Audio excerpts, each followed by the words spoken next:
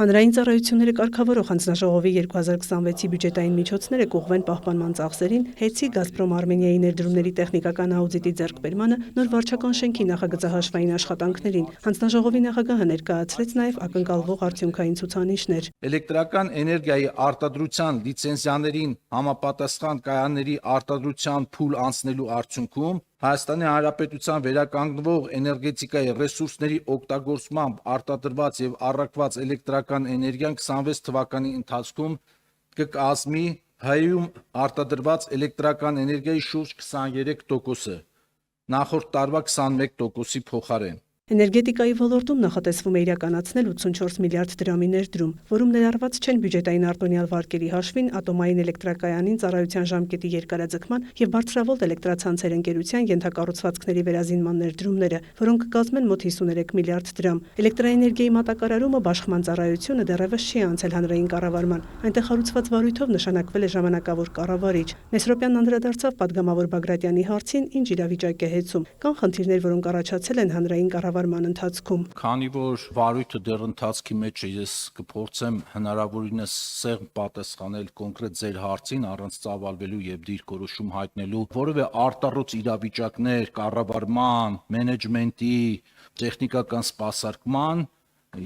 համենայն դեպս հանրային ծառայությունների կարգավորող հանձնաժողովը չի արձանագրել, ինչը որ նաեւ արտացոլում է ըստ էության իրական պատկերը։ Գեգամ Գևորգյանի ղեկավարած կառույցը ունի նոր անուն՝ Մրցակցության եւ Սպառողների շահերի պաշտպանության հանձնաժողով։ Աշխատավարձային եւ պահպանման ծախսեր ներառող բյուջեի մասով հանձնաժողովը ունի մտահոգություններ։ Խնդիր ունեն օրինակ սպառողների մրցակցային բողոքների թվային հարթակի սպասարկման հետ։ Մյուս մտահոգություն նաեւ աուդիտի հետ է կապված։ Մենք համապարփակ վերլուծություն ենք կատարել եւ արձանագրել ենք, որ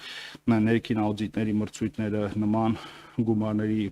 եւ նման տեխնիկական առաջադրանքների պարագայում կրում են ըստ էության ձևական բնույթ։ Վստահ եմ, որ 900.000-990.000 դրամով տեղ ունեցող աուդիտի մրցույթը եւս մեծ հույսեր չի նշնչում, դուք որակով ծառայություն կարող ենք ունենալ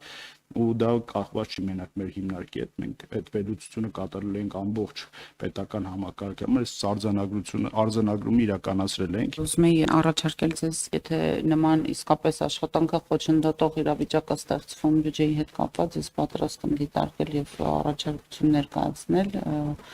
կառավարությանը։ Հետաքրքիր միտում է նկատվում բիզնեսի վարքագծում։ Բիզնեսն ըստ Գևորգյանի փորձում է բողոքների 90%-ը լուծել առանց վարույթի։ Գնանշումը եւս արդեն ուժի մեջ է մտնել, այդտեղ եւս պետք է կարծում լայն իրազեկում անենք։ Հարգելի քաղաքացիներ, երբ որ դուք մտնեք խոշոր առևտրային կետեր, դուք արդեն գնանշման նոր կարգեր կտեսնեք, եւ եթե ուշադիր լինեք, գինը սահմանված օրինակ եւ կիլոգրամով եւ կոնկրետ միավոր ապրանքի գինը։ Այդ շփոթության խնդիրը, որ 100 գրամի գին նշեն, հետո դուք դրամարկի մոտ խնդիրներ ունեք, չէ՞։ Կադաստրի կոմիտեին կհատկացվի 3 միլիարդ 961 միլիոն դրամ։ Բյուջեի քննարկմանը Սուրեն Թովմասյանը ներկայացրեց կառույցի թվայնացման աշխատանքներն ու նաև անշարժ գույքին վերաբերող հետադարձ հիպոթեքի ինստիտուտի ներդրման նախագիծը։ Սա վերաբերվելու է մեր թոշակառու հայրենակիցներին, ովքեր ունեն սեփականության իրավունքով իրենց պատկանող անշարժ գույք եւ տրվելու է օրենսդրական փաթեթի ընդունումից հետո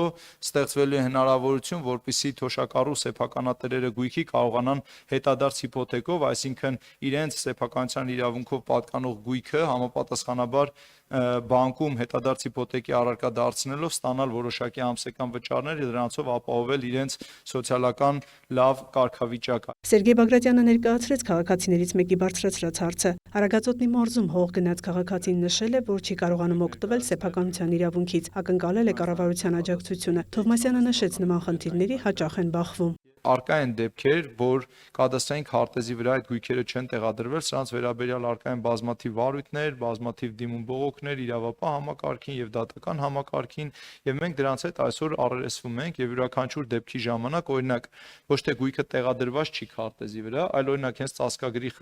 ծածկագրի սխալի խնդրի պատճառով գույքը գտնվում է մեկ այլ վայրում վիրտուալ քարտեզի վրա, բայց քաղաքացին օգտագործում է մեկ այլ վայրում։ Այստեղ հնարավորություն է ստեղծվում կադաստրային ծածկագրի շտկման կամ սուբյեկտների անունի շփոթմունք վրիպակ է տեղի ունեցել, իրականում տվյալ գույքը բազայում արկա է, վկայականը կա, բայց քանի որ սուբյեկտների վրիպակ կա կամ նույնականացում չկա սուբյեկտի, ապա այստեղ նորից նույն ընկալումն է առաջանում, որ գույքը քարտեզի վրա տեղադրված չի։ Ունեցել ենք շուրջ 2.6 միլիոն, որը մենք մաքրելով մոտեցել ենք մոտավորապես այսօր մնացել է մոտ 500,000, այս ամբողջ տարիների ընթացքում մաքրել ենք եւ դեպքեր ունենք, որ ընդհանրապես նույնականացում հնարավոր չի, մինչեւ քաղաքացին չհայտնվի եւ չներկայացնի իր անձնագիրը։ Քաղաքաշինության կոմիտեին կհատկացվի մոտ 3.1 միլիարդ դրամ։ Նախատեսվող միջոցառումներն են նորմատիվատեխնիկական փաստաթղթերի մշակում, քաղաքաշինական պետական ծրագրերի իրականացում, քաղաքաշինական ծրագրային միկրոռեգիոնալ մակարդակի համակցված տարածական պլանավորման փաստաթղթերի մշակում։ Այս միջոցառման ներքո նախատեսվում է իրականացնել Սևանա լճի ավազանի առափնյա հատվածների քաղաքաշինական գոտևորման նախագծերի մշակման աշխատանքները։